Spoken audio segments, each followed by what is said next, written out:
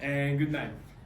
So today we're gonna be talking about cybersecurity, something that's really interesting, really important, and that we need to talk about this because many people don't take it into consideration in their daily lives and use a passcode that's 1234. For that we have, first than anything, a specialist from neorealism, Ana Chavez. Thank you. Hi. Hey, how are you? I'm really good, thanks. Amazing. Then, by the other side, we have another expert from another area, the normative theory. And we have with us also Miss Donahita Foya. Thank How are you? I'm very good, thank you. So today, as I mentioned it before, we're going to be talking about cybersecurity. It's something that affected me and other 77 million of PlayStation users back then in 2011.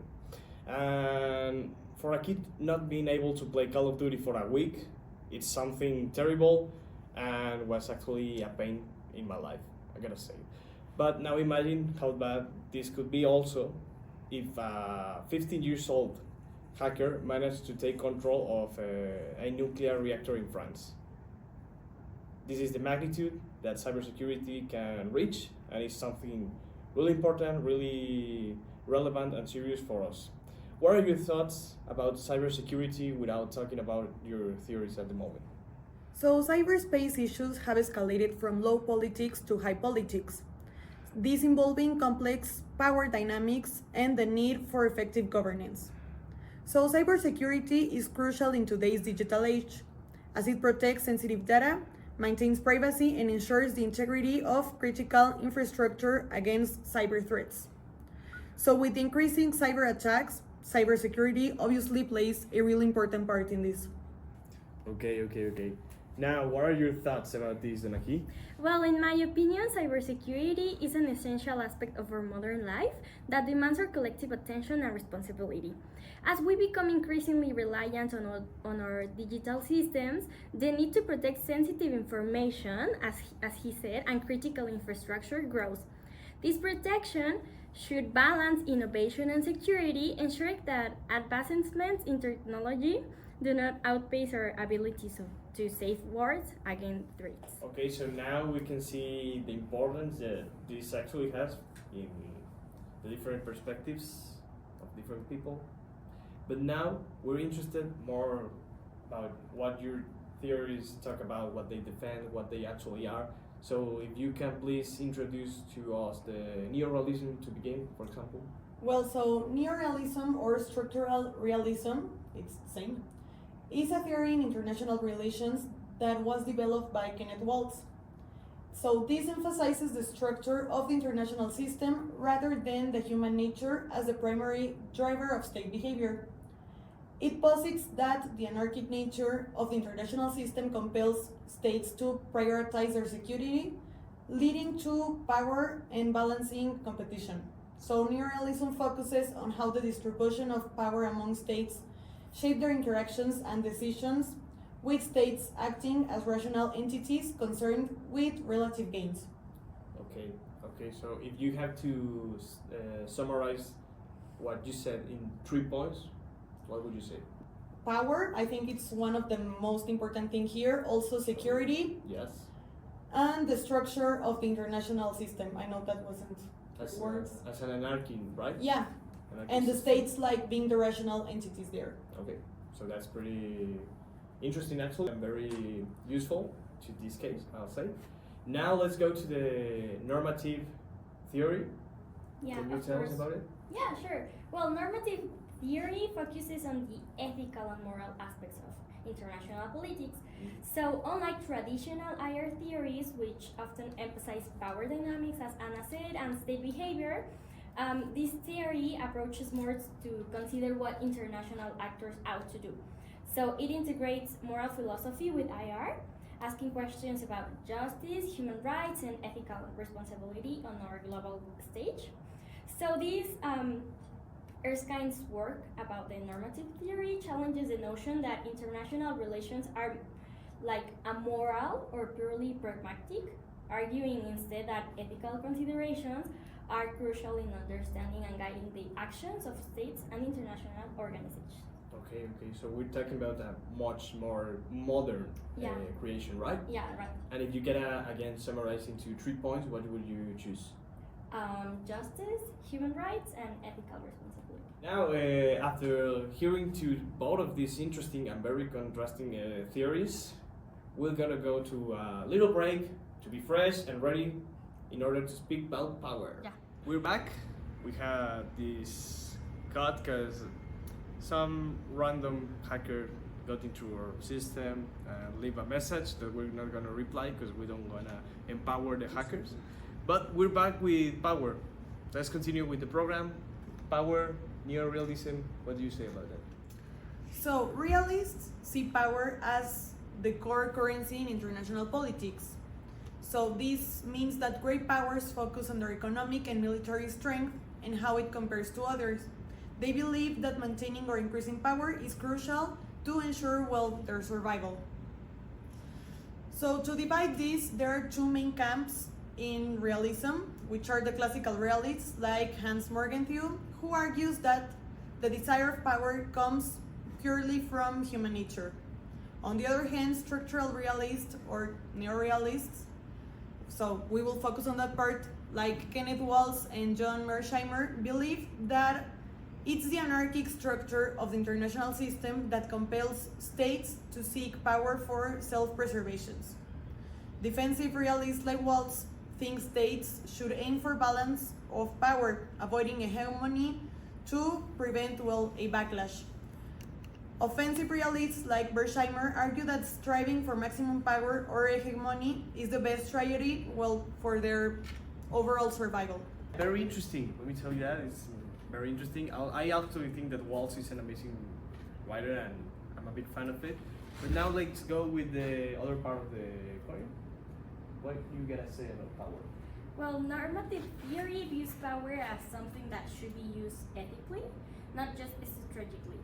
It emphasizes that powerful countries and organizations have moral responsibility to act fairly and protect human rights. So instead of seeing power purely as a way to achieve national interests, this theory insists on evaluating power based on its impact on justice and well-being of all the people, especially the vulnerable. All right.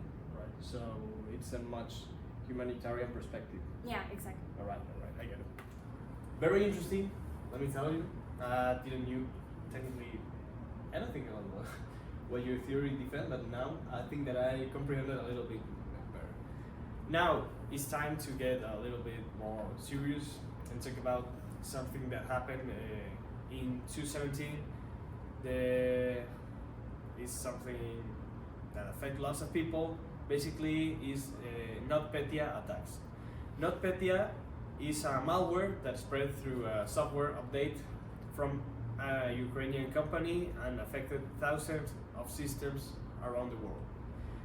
The impact, although it started in Ukraine, NotPetya impacted numerous companies and government agencies globally, causing economic damage amount of billions of dollars, and the attack has been attributed to Russian hackers and is considered an act of cyber warfare. It flooded various websites of Ukrainian institutions and companies, including banks, ministries, newspapers, and electricity companies. Similar infection reports were received from France, Germany, Italy, Poland, Russia, the United Kingdom, United States, and Australia. That's a very big case, as we can see. So I wanted to know, I wonder what your theories say about this, how you relate this to your theory, and how would you solve it with your theory in this case. Okay, so from a neorealist perspective, the NotPetya malware attack, I think it can be seen as an act of cyber warfare used, well, by Russia to destabilize Ukraine and also to demonstrate its power, well, globally. So this attack reflects the competition in an anarchic international system where states seek to maximize their security and their power. The global impact of the malware highlights the interdependence and vulnerability of the international cyber systems. The response of affected states included strengthening cyber defensive and international cooperation, Well, this aligns with the neorealist concept of balance of power. So states would also seek to establish many international agreements to promote stability despite the environment challenges and maintain a credible deterrent posture to discourage hostile cyber activities. Okay. So basically, to summarize what you're saying, what would you say, like, to people to understand in a few words? That from this perspective, states can address cyberspace challenges by enhancing defensive and offensive capabilities. Also, I think it's really important the part of forming strategic alliances and while seeking international agreements to solve it. Great, great. Amazing point of view here. Now let's go to the other side. Well, that's very interesting, and I would say that from the normative IR theory, this theory would approach the NotPetya cyber attack by focusing on the ethical responsibility and global justice. I think this theory emphasizes that actions in cyberspace should be conducted ethically to avoid to harm others. So it would highlight the importance of protecting vulnerable individuals and institutions that were most affected by such cyber attacks.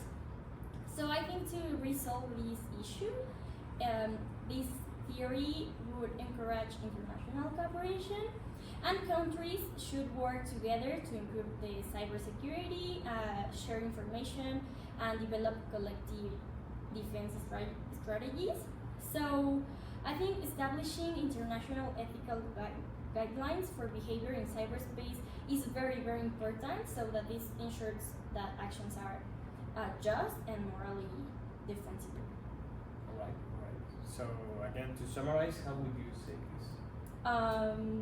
So in summary, this theory sees the NotPetya attack as an ethical violation and calls for a cooperative, justice-oriented response to prevent future incidents and support those that were impacted.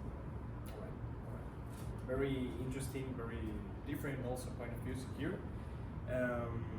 Is there something that you disagree to each other, like, don't like at all?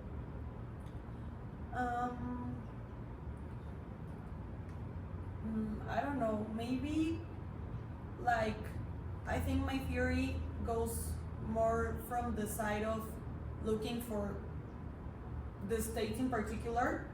Like, I mean, neorealism seeks some kind of approach between states, but I think my theory goes more with preventing something to happen to my state. I don't know if it makes some kind of sense. I don't know. Prioritize the security of the state Yeah, itself. of the state itself.